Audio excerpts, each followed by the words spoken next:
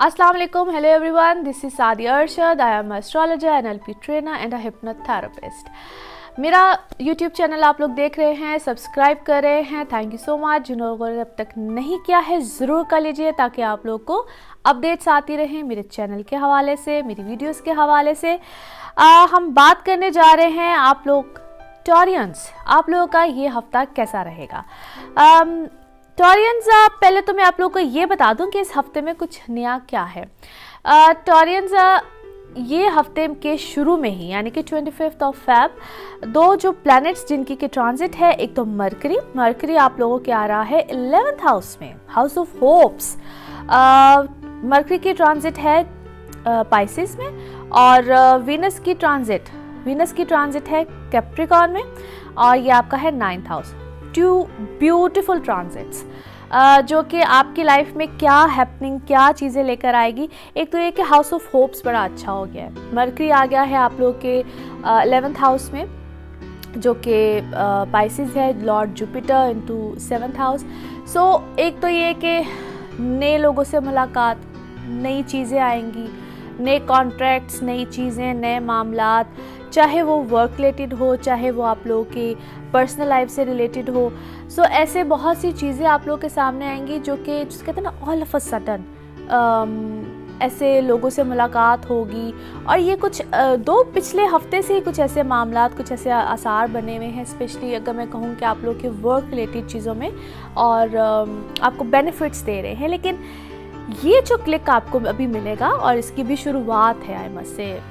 जब किसी भी प्लैनेट कोई भी प्लैनेट अर्ली डिग्रीज में होता है तो वो समझ लीजिए कि एक शुरुआत होती है। सो एक स्टेप्स हैं आप और ये स्टेप बाय स्टेप आपको अच्छी अच्छी चीज़ें मिलेंगी। किसी चीज़ में जल्दी मत कीजिएगा या किसी फैसले में जल्दी मत कीजिएगा क्योंकि मरकरी फैसले आपसे करवाएगा।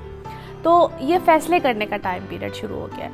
अब आप लोगों ने सोच समझ के फैसले करने हैं, सोच समझ के कॉन्ट्रैक्ट्स करने हैं, सोच समझ के साइन, सिग्नेचर्स, ये सब चीज़ें करनी है।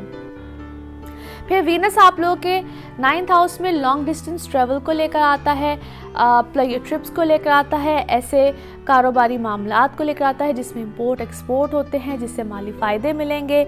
सो ओवरऑल अगर मैं देखूँ ना तो टॉरियंस आप लोगों के लिए बड़ी अच्छी चीज़ें, बड़े अच्छे मामलात हैं। लेकिन अगर मैं इसकी कड़ी कुछ पिछले टाइम पीरियड से भी मिलाऊं, मैं जिस तरह कि मार्स ऑलरेडी आप लोगों के भी 12th हाउस में एग्जिस्ट करता है जो कि आपको ऑपोजिशंस, आप लोगों के लिए ऐसे जो कहते हैं ना कि हिडन एनिमीज़ या ऐसे लोगों को भी स्टिल वो अपनी जगह पे एग्जिस्ट करते हैं। सो इर्द गिर्द के लोगों पे भी नज़र रखनी ज़रूरी है, वो कहीं आप पे कहीं छुप के वार कर सकते हैं।